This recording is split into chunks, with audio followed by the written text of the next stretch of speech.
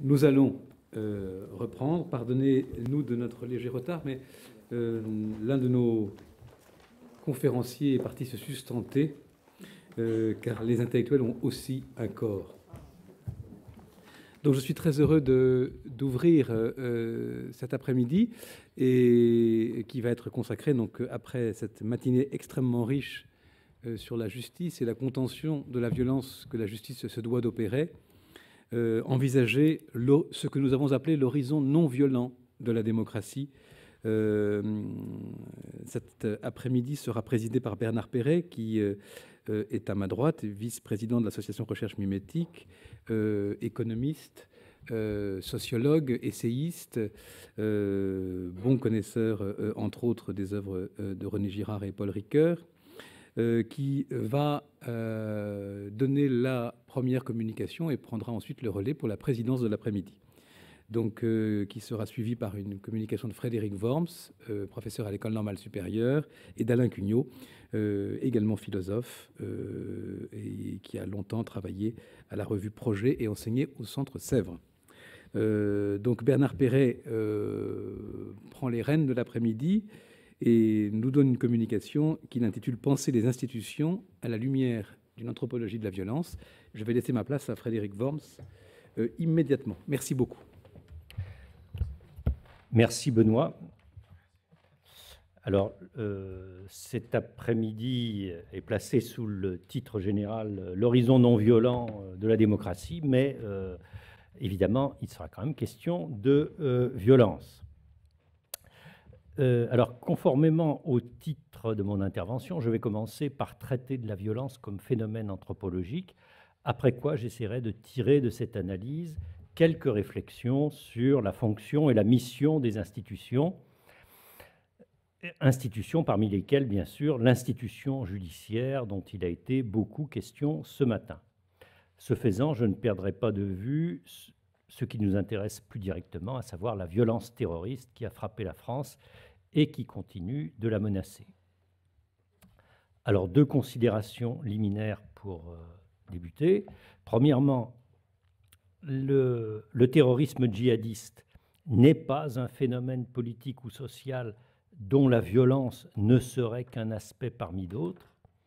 La violence djihadiste n'est pas un simple moyen au service d'une fin politique, mais elle fait entièrement corps avec le type d'effet qu'elle cherche à produire, c'est-à-dire essentiellement des effets de dissociation sociale et de recomposition des identités.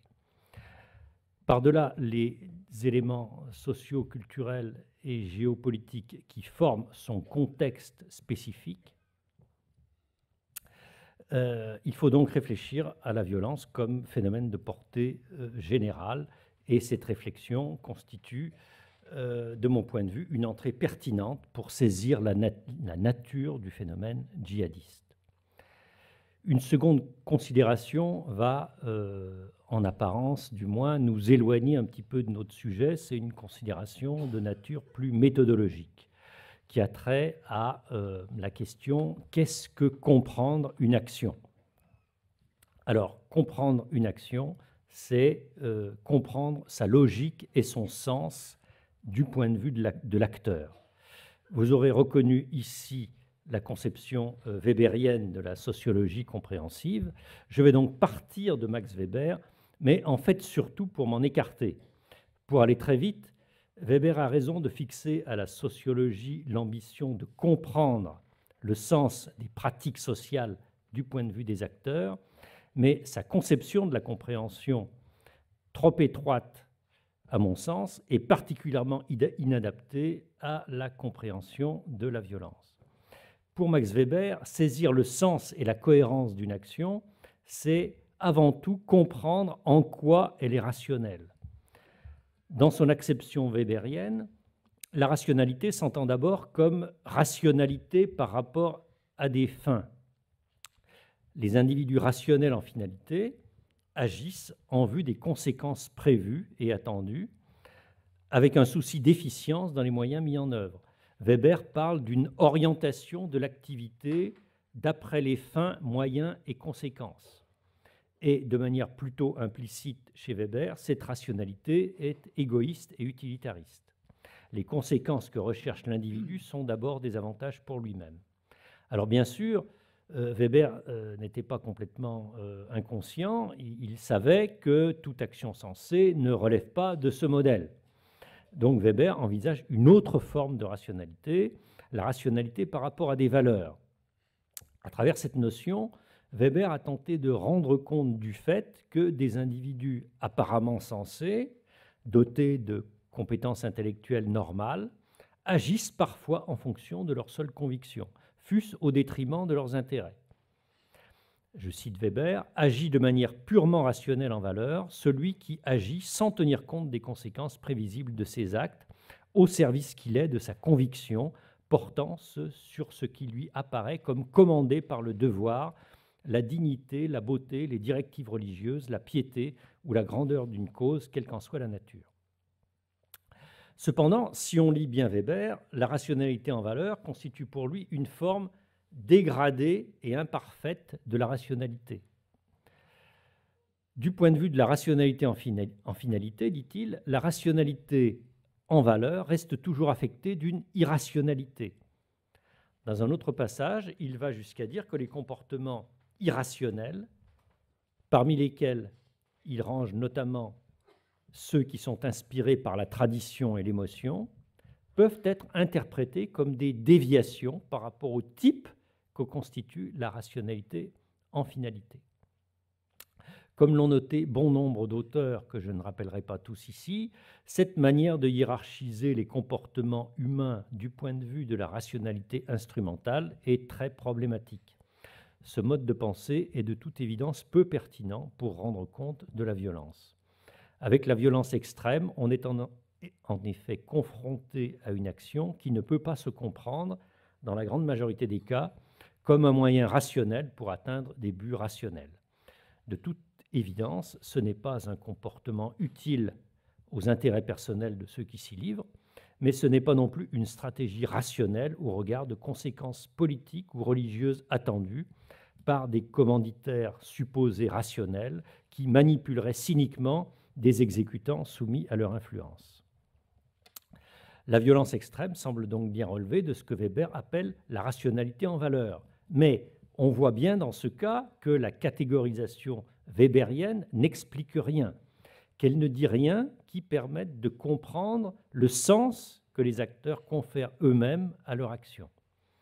La violence extrême n'est pourtant pas le fait d'individus qui seraient moins rationnels que d'autres ou que l'on pourrait qualifier, sans plus de précaution, d'irrationnels. Donc, pour être fidèle à l'exigence méthodologique fixée par Weber lui-même, c'est-à-dire de comprendre la logique et le sens des comportements sociaux, il faut adopter un autre style d'interprétation. Alors, la conception weberienne de l'action rationnelle a fait l'objet de nombreuses critiques, je l'ai dit, d'où il ressort principalement qu'il n'existe pas de rationalité purement instrumentale.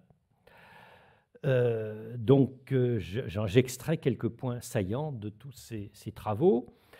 Premièrement, dans le schéma weberien, la fixation des buts est censée précéder l'action. Dans la réalité, c'est souvent l'inverse, car comme l'observe le sociologue allemand Hans Joas, la formulation des objectifs n'intervient pas comme un acte intellectuel précédant l'action, mais constitue plutôt le résultat d'une réflexion étroitement imbriquée à l'action elle-même. Observation d'une grande profondeur et d'une grande portée, puisqu'elle concerne, pour Joas, toutes les formes d'action, y compris celles que nous serions tentés de considérer comme rationnelles. Le modèle de l'action rationnelle, deuxièmement, le modèle de l'action rationnelle ignore que nous sommes en interaction physique avec le monde.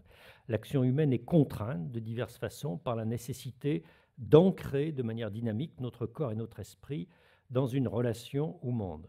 Nous sommes donc attirés par les formes d'action qui nous permettent de garder l'initiative dans une interaction continue avec le monde qui nous entoure, en deçà de toute préoccupation pour les conséquences de nos actes. Et enfin, troisièmement, le concept d'acteur rationnel repose sur le postulat d'autonomie du sujet, sujet capable de se donner des buts indépendamment des autres. Or, ce postulat individualiste peut être critiqué de bien des façons. Comme on le sait, l'un des principaux apports de René Girard est d'avoir montré que nos désirs ont toujours un caractère mimétique. Nous désirons par imitation et nous sommes sous l'influence des désirs fluctuants que nous prêtons à autrui.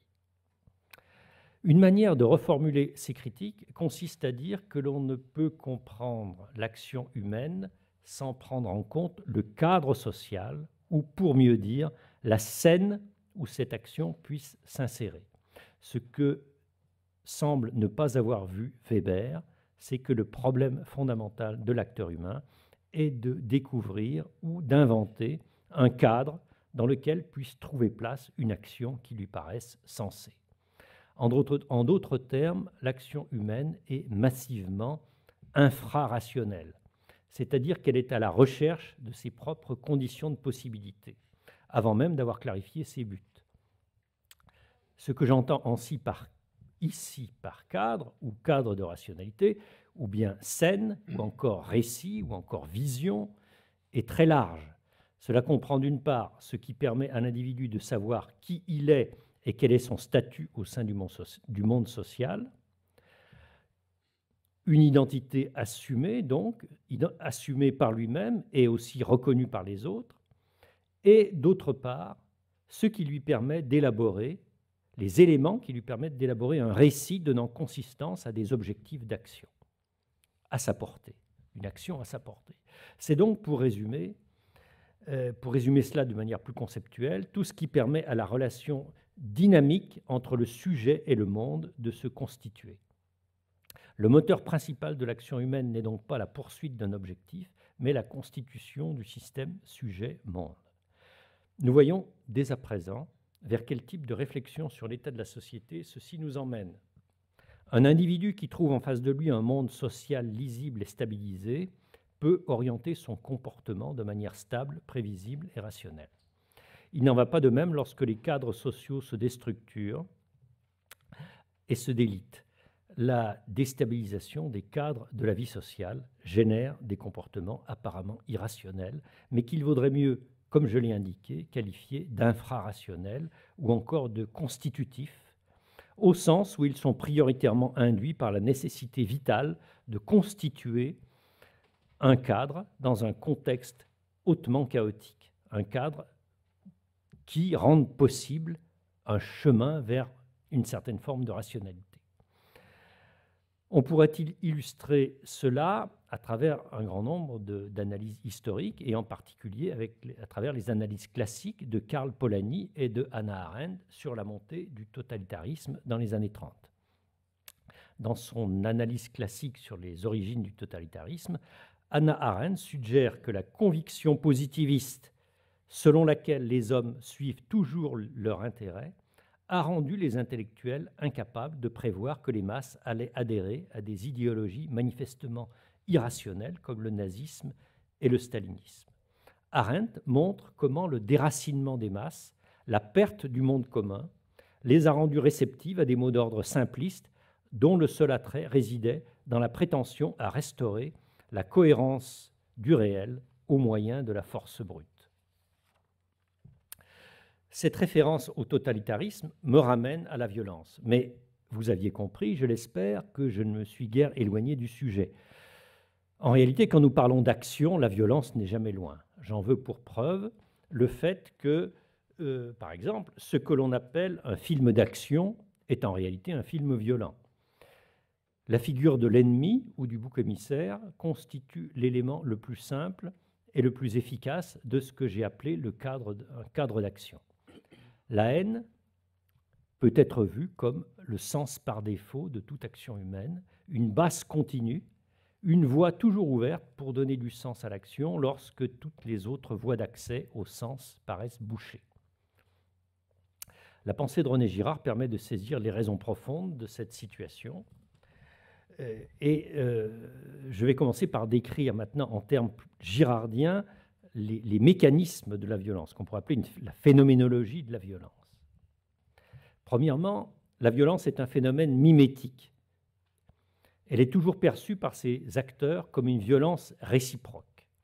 Plus encore que toute forme d'action, la violence est marquée par la réciprocité la dépendance à l'égard d'un adversaire et donc la perte d'autonomie de la volonté. L'homme violent se pense toujours comme agressé. C'est la défense, le fait de se sentir menacé ou victime qui est premier. On l'a vu encore récemment, les gens vont défier la police et s'estiment toujours, quand on les interroge, menacés par le déploiement des forces de l'ordre. Dans le cas du djihadisme, on sait que l'amorçage de la violence s'opère souvent à travers une identification avec des victimes. La propagande islamiste a trouvé son point d'accroche en dénonçant la violence dont les musulmans sont victimes en Syrie et en Irak. Deuxièmement, la violence est toujours liée d'une manière ou d'une autre à la rivalité et au ressentiment. Il est donc assez logique de penser que le phénomène djihadiste est sous-tendu par la rivalité culturelle séculaire entre le monde musulman et l'Occident. Mais cette rivalité n'explique pas en elle-même la violence extrême. Celle-ci s'explique bien mieux si on prend en compte la dimension constitutive de la violence.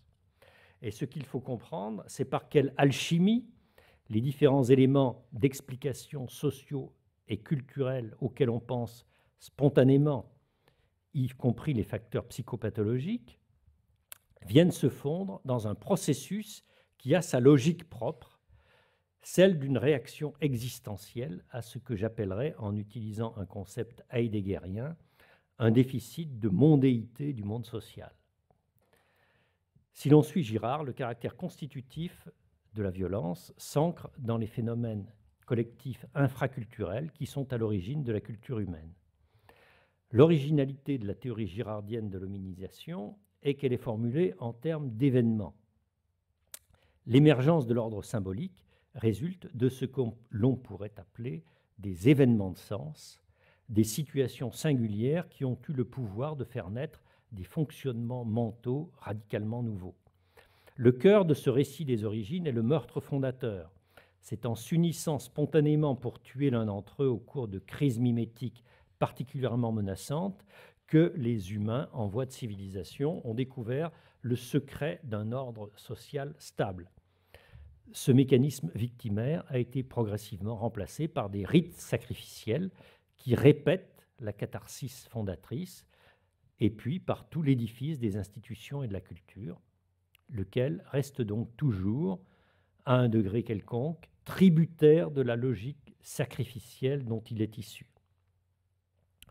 Pour rattacher cette idée à une image, on peut évoquer ici la scène d'ouverture du film de Stanley Kubrick, 2001, de l'Odyssée de l'espace, que vous connaissez tous, référence d'autant plus pertinente que toute l'œuvre de Kubrick est traversée par une réflexion sur la violence. Dans le grand récit girardien, la culture est donc fille du meurtre collectif. La première différence perçue comme signifiante au sein des groupes proto-humains en voie d'humanisation, signifiante au sens où elle provoque une rupture dans le continuum des perceptions directement liées aux nécessités de la vie animale. Cette rupture est celle de l'individu mis à mort par la fureur unanime du groupe en fusion. C'est le premier signe pour Girard, la victime émissaire qui cristallise et fixe l'agressivité par un mécanisme cathartique.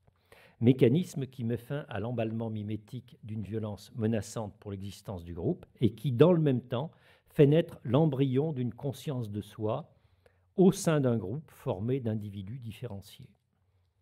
Aussi fruste qu'il paraisse, le schéma girardien rend compte d'un grand nombre de données ethnographiques et de faits sociaux.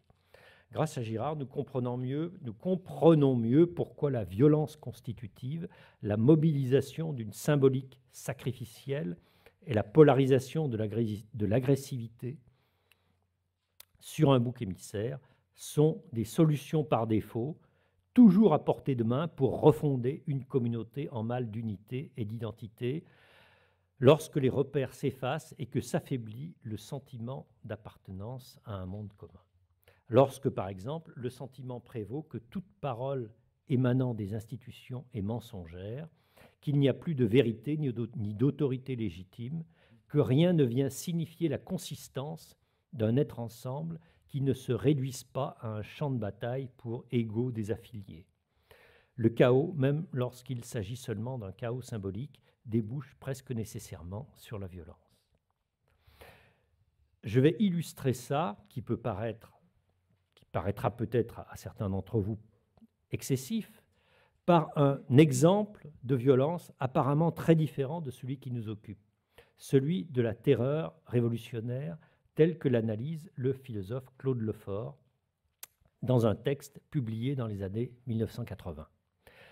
Situation différente, certes, mais non sans rapport avec notre sujet, si l'on veut bien se souvenir que terrorisme vient de terreur et que le mot terreur, dans son contexte politique, a été inventé par la Révolution française. Commençons par une courte citation de Saint-Just. « Ce n'est guère que par le glaive que la liberté est fondée. » Citation qui se comprend mieux, complétée par cette autre, qui exprime très clairement l'idée de violence constitutive. Ce qui constitue la République, c'est la destruction totale de ce qui lui est opposé. Il s'agit bien ici de constituer un nouveau corps politique par le moyen de la violence. On peut discuter pour savoir dans quelle mesure la République était réellement menacée par ses adversaires, mais à bien lire ce que disait Saint-Just, ce n'était pas la question. Voici comment Claude Lefort commente ces citations de Saint-Just. Trancher entre la vertu et le crime, entre le peuple et ses ennemis, n'est pas le moyen de l'institution de la République. Trancher est le moyen de rendre visible, concevable, le social. Ou mieux, c'est l'acte générateur de la vision et de la connaissance. Ou encore ceci, le réel dans lequel on découvre l'urgence de la lutte à mort, le savoir au nom duquel on donne plein sens à cette lutte, que serait-il sans l'opération de la lutte à mort? La violence est donc conçue par les révolutionnaires comme un acte fondateur, le moyen nécessaire pour donner corps à une nouvelle vision de la société. Voilà qui illustre parfaitement l'idée de violence constitutive et qui dit sans doute quelque chose de l'esprit universel du terrorisme. Il faut, à mon sens, réserver le mot terrorisme à une violence qui ne se conçoit pas comme un moyen rationnel pour atteindre un but politique, mais plutôt comme l'acte générateur de la vision, d'une nouvelle vision du social, de la collectivité. Ce que la violence veut réaliser, consciemment ou non, fait entièrement corps avec le sens immanent des actes violents, à savoir la division sanglante du corps social, une division qui rend évidente l'existence d'un nous, d'une identité collective, source d'identité personnelle. Il convient ici de souligner le fait que cette logique peut s'inscrire dans différents niveaux de rationalisation consciente. Il est remarquable de constater que les idéologues cultivés et les individus à la dérive qui passent de la délinquance au terrorisme s'appuient sur les mêmes schémas de pensée et se réfèrent de manière plus ou moins articulée au même projet de reformatage des identités. Par-delà la diversité des contextes politiques, par-delà la rivalité entre les mouvements et la singularité des histoires individuelles, les pratiques et les discours djihadistes sont d'une remarquable cohérence. Leur noyau de sens est le rôle dévolu à la violence comme opérateur de transformation sociale et culturelle. René Girard permet enfin de comprendre le besoin de sacralisation de la violence et le rôle de la religion. Dans le récit girardien, le sacré, puis le religieux, est d'abord ce qui donne un sens rationnel, intelligible aux effets bénéfiques de la polarisation de la violence, à cette capacité qu'a la violence de révéler la transcendance de l'être ensemble, sens qui se cristallise dans les mises en récit de la scène fondatrice qui sont à l'origine des mythes. Quand on observe ce qui se passe dans notre société, on constate sans difficulté que ce mécanisme fondateur de sacralisation de la violence est spontanément réactivé quand la nécessité se fait sentir. Le lien entre la violence et le sacré finit toujours par réémerger dans les périodes de crise. Dans une France laïque, les monuments aux morts ont parfois tenu lieu de sanctuaire. Pendant la guerre de 1914-1918, ce n'est pas pour rien que l'on a parlé d'union sacrée, et que la route utilisée par les renforts se rendant à la bataille de Verdun a été nommée, comme vous le savez, la voie sacrée. Si les religions, et singulièrement l'islam, sont impliquées dans la violence constitutive, ce n'est pas d'abord par les valeurs et les règles morales qu'elles affichent, ni même par leur eschatologie vengeresse, les punitions et les récompenses qu'elles promettent pour l'au-delà, mais au travers des conceptions de l'être ensemble qu'elles véhiculent de manière explicite ou subliminale. Pour appréhender le rôle de la religion, il faut donc éviter de confondre le ressort fondamental qu'est le besoin de sacraliser la violence constitutive et, d'autre part, les éléments symboliques et doctrinaux utilisables pour élaborer un habillage rationnel qui permet aux individus violents de rendre compte de leur comportement à leurs propres yeux et aux yeux des autres. Les religions doivent donc d'abord s'interroger sur ce qui, dans leur tradition et dans leurs textes fondateurs, peut servir de point d'appui à la sacralisation de la violence. Elles ne peuvent se contenter de mettre en exergue des normes éthiques explicites qui condamnent la violence et encouragent l'adhésion aux principes fondamentaux de la démocratie. Elles se doivent de regarder plus lucidement les implications potentiellement violentes de leurs idéaux. De quoi parle-t-on sous couvert de moralité et de valeurs communautaires? En quoi reste-t-on ou non souterrainement tributaire d'une visée unanimiste contaminée par l'esprit sacrificiel? Un nous rivalitaire implicitement construit sur l'exclusion de l'autre, de l'impur. Ajoutons que les mots comptent du simple fait de leur existence et de ce qu'ils évoquent. Djihad, guerre sainte, croisade et même martyr. De ce point de vue, il y a une manière de rendre hommage aux victimes qui concède peut-être, c'est une idée que j'émets avec prudence, qui concède encore trop à la sacralité de la violence, alors que le seul moyen d'en sortir est peut-être de commencer par la démystifier radicalement, en lui déniant tout prestige, même celui qui peut, par réaction, résulter de sa diabolisation. L'une des vertus de la pensée de Girard, c'est qu'elle ouvre sur une démystification radicale de la violence. Grâce à Girard, nous comprenons mieux pourquoi la logique mimétique de la violence échappe toujours à ses auteurs, pourquoi ceux qui pensent la maîtriser en sont toujours les jouets. Et on peut se demander si l'enseignement précoce de rudiments d'anthropologie mimétique, l'inculcation d'un savoir minimal sur les ressorts de la violence collective ne serait pas l'une des réponses possibles aux nouvelles formes de violence. Je pense bien sûr d'abord ici à la prévention de la radicalisation islamiste, mais ce savoir pourrait aussi se révéler pertinent pour lutter, par exemple, contre les phénomènes de harcèlement en milieu scolaire ou au travail. La théorie mimétique possède en effet la capacité de démystifier la violence, c'est-à-dire de déconstruire l'apparence de rationalité qu'elle se donne pour mettre à jour son substrat anthropologique. Le dévoilement des ressorts cachés de la violence est de nature à contraindre l'individu violent, qui n'est généralement pas un être stupide ou irrationnel, à se confronter à la réalité pathologique de son rapport à la société. Mais il y a plus, la théorie mimétique ouvre sur une herméneutique de la vie collective qui permet de poser dans toute son ampleur la question de la fragilité du vivre ensemble dans une société démocratique. Elle pourrait ainsi déboucher, entre autres choses, sur une compréhension partagée du rôle des institutions qui, comme on le constate tout particulièrement ces temps-ci, nous fait cruellement défaut. J'en viens donc maintenant aux institutions. Si l'on admet que la violence révèle un déficit de consistance du monde social, il est logique de penser que les institutions font partie de la solution. Pour commencer, il convient de prendre acte du fait que le terrorisme pose une question radicale à la démocratie, qu'il met au défi de montrer qu'elle peut fournir un cadre à une vie sociale sensée.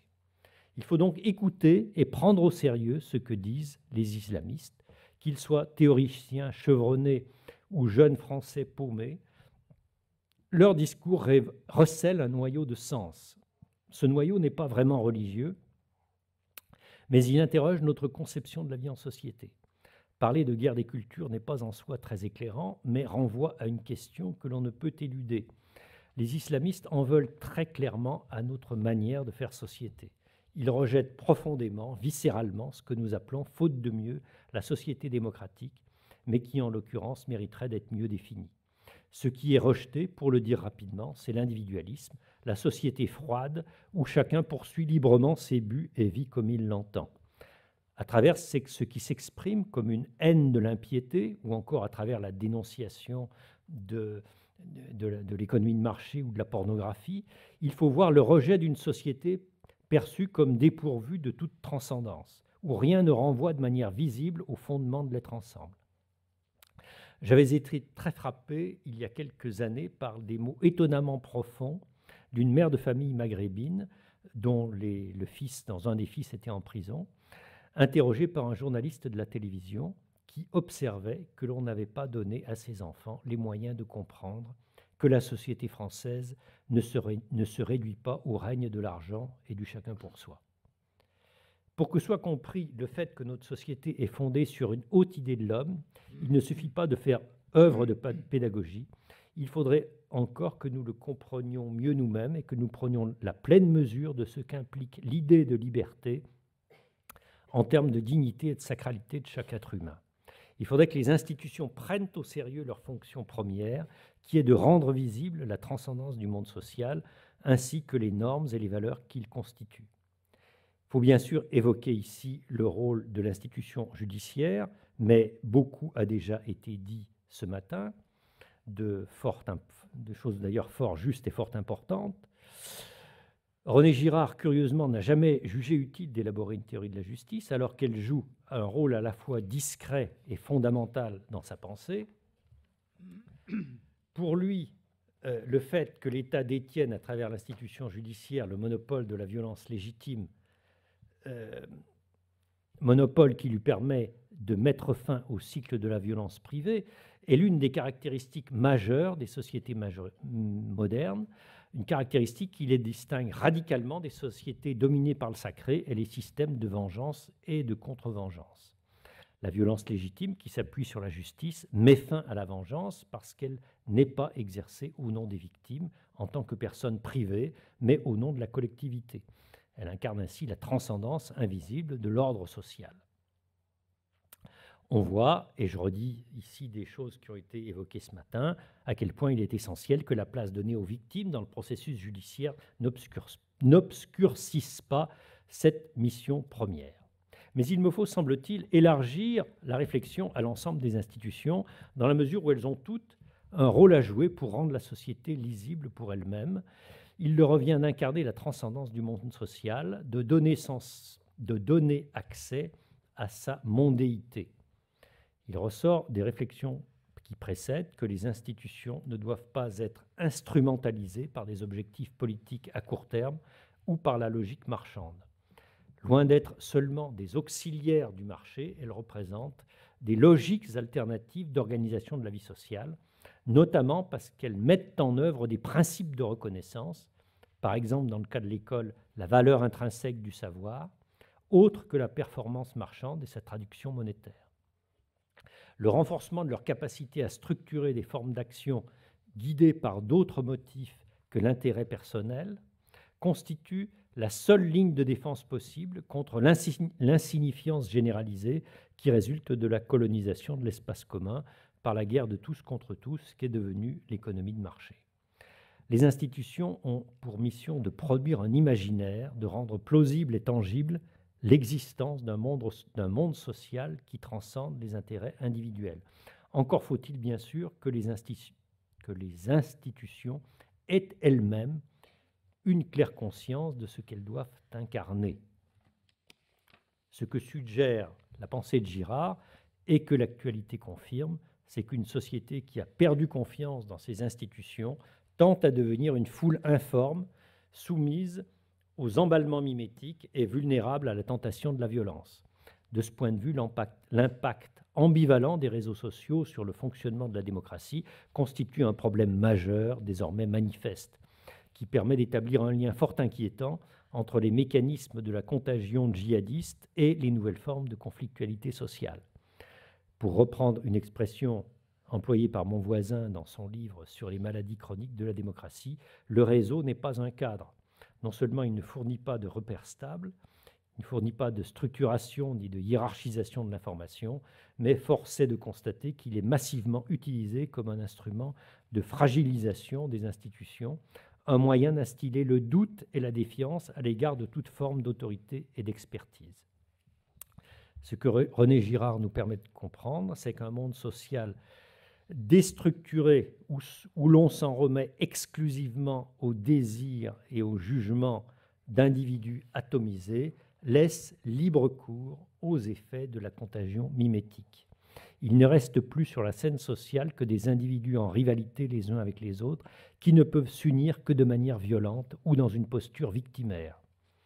En guise de conclusion, je voudrais donc souligner l'actualité d'une pensée qui attend d'être réinvestie et prolongée comme un outil de démystification de la violence et de compréhension de la nature et du rôle des institutions démocratiques. Merci.